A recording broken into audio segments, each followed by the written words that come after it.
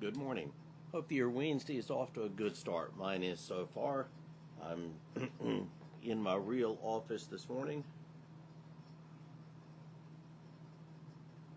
with a second cup of coffee.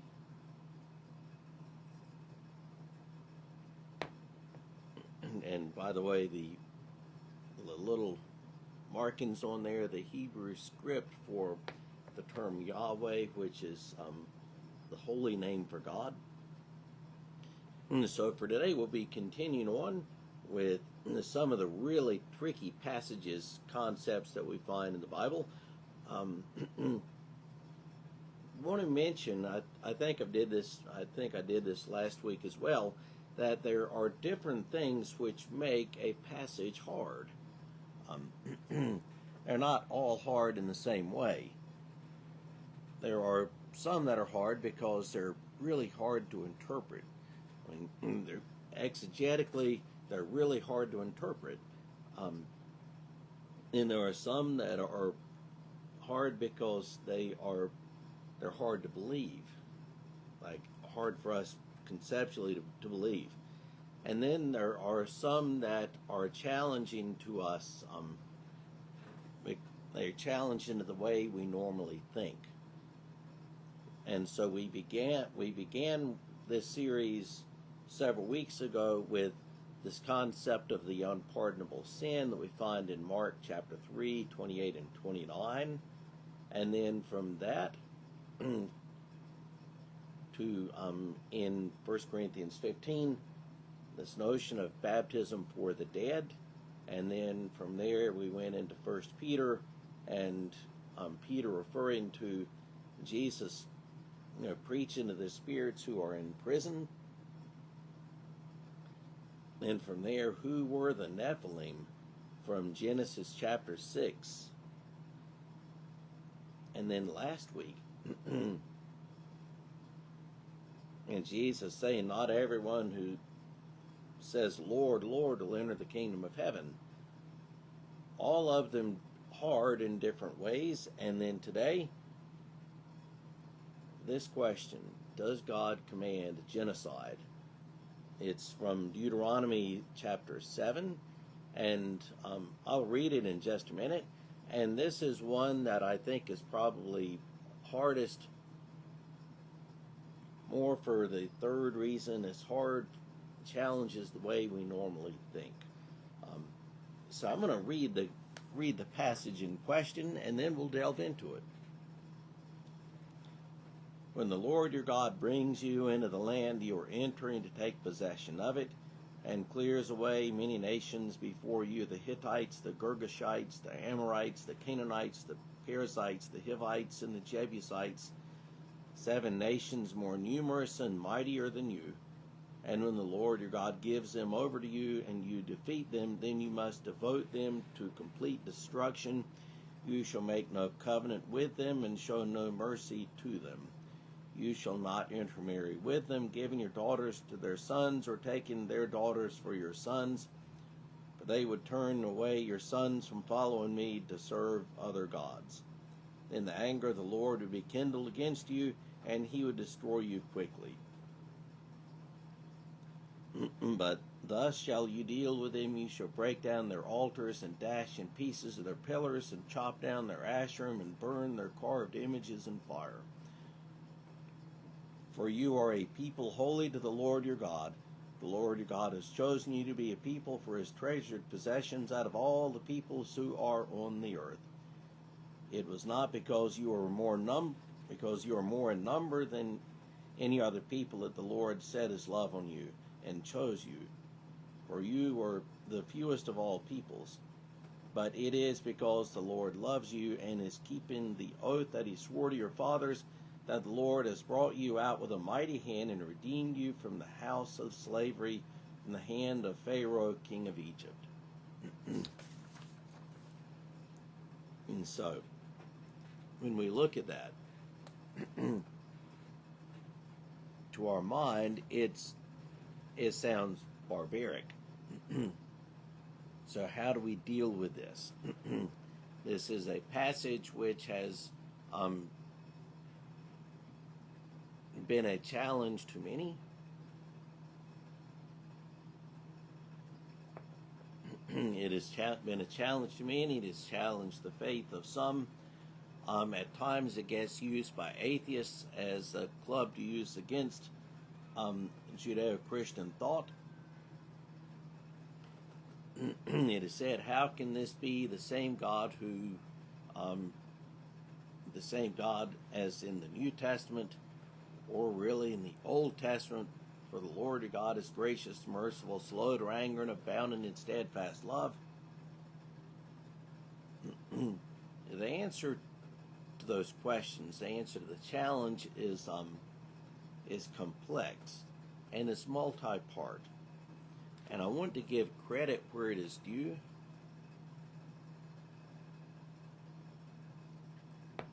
Some of what I give you comes from Professor John Lennox. Academically, he is a trained mathematician at Cambridge and Oxford, but a well-regarded and well-published lay theologian. And so I'm going to somewhat give you how he has addressed this topic.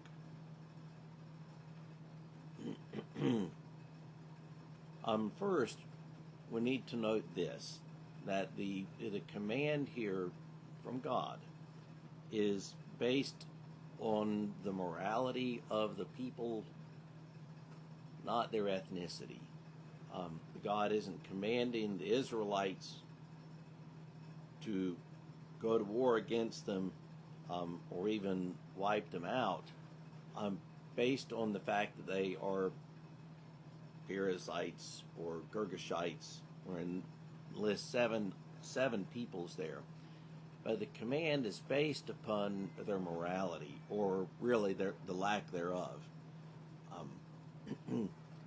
These Canaanite peoples, by any standard, modern or ancient, morally speaking, they were evil. All sorts of the most vile practices, up to and including child sacrifice to their pagan gods. So the judgment, the command from God, is not based upon race or ethnicity. It's based upon morality or lack thereof. Second, is this, that God in a way was actually patient with them. It had been 400 years since Abraham first encountered these peoples, when Abraham first went into the area. It's been 400 years. And so God, in a sense, had been patient with them. We also should take this into consideration, that there is hyperbole that is used in the Bible, just as sometimes we might use hyperbole as well when we say something or write something.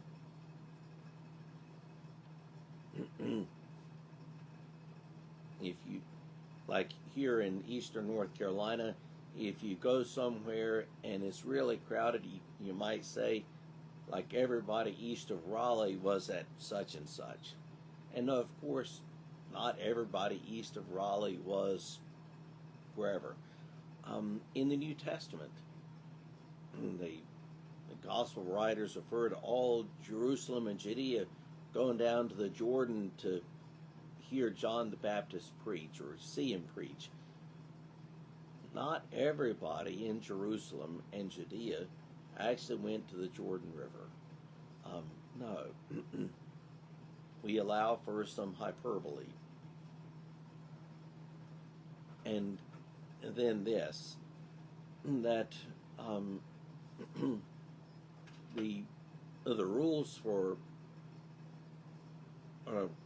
among the first rules for how you conduct warfare in the ancient world were found in Deuteronomy.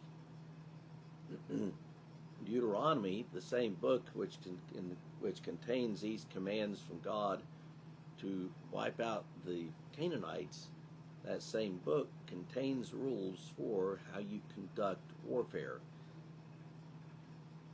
Rules which, in part, not totally, but in part, are the basis for what we know now, what we call now, just war theory. So in Deuteronomy you find distinctions between combatants and non-combatants. If you're going to wage war, before you wage war, you try to negotiate a peace. Don't go to war without trying to negotiate a peace first. When you go to war, you will spare the women and the children. The men who are considered to be the combatants are fair game. And don't wipe out the trees. If you wipe out the trees, then anybody there, they lose the ability to provide for themselves.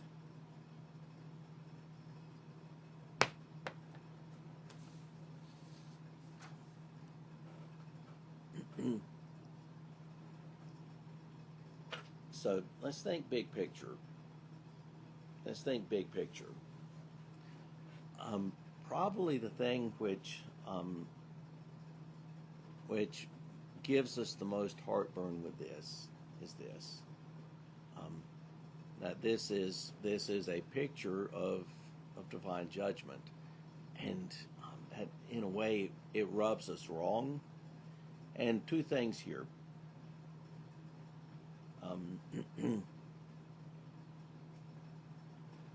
The Israelites weren't to have anything to do with the Canaanite peoples, so that they wouldn't be led astray. They weren't to intermarry with the Canaanite peoples, so they wouldn't be led astray and led into worshiping false gods and goddesses. And as a matter of people, they were led astray and were led into worshiping false gods and goddesses.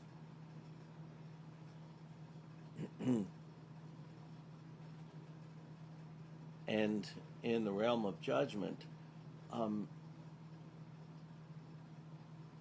we find in the Old Testament that there are times where God uses human instruments for judgment. So in the case of the nation of Israel and the nation of Judah, God used first the Assyrians and then the Babylonians as agents of judgment against them. It was the Assyrians, when they wiped out the northern kingdom of Israel. The Israelites were way over their head in idolatry and injustice. The Babylonians hauled off the southern kingdom of Judah into captivity because they were up to their eyeballs in idolatry and injustice. God used those foreign peoples as agents of judgment. And if you read the prophets, and you see this over and over and over again, God warning them. And perhaps here we can look at God using the ancient Israelites as agents of judgment. And one last thing that I'll mention.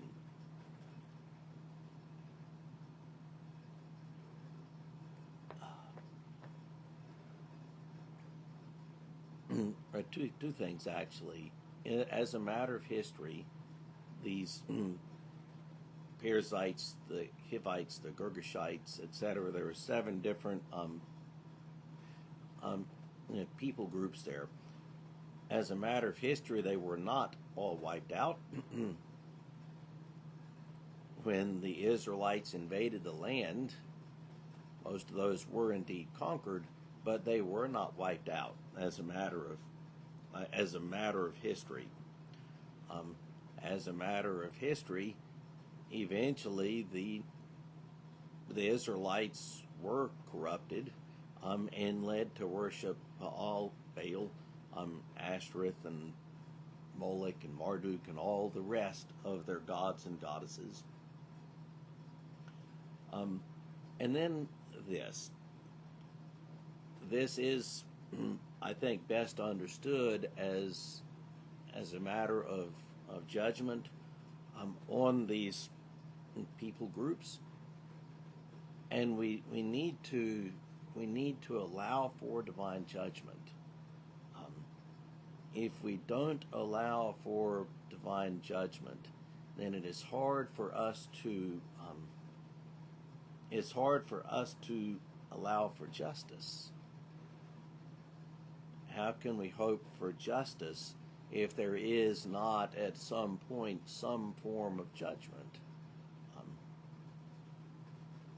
We need to allow for some sort of divine justice, some sort of divine judgment, so that for everyone who has suffered injustice throughout the ages can know that ultimately in some way they will be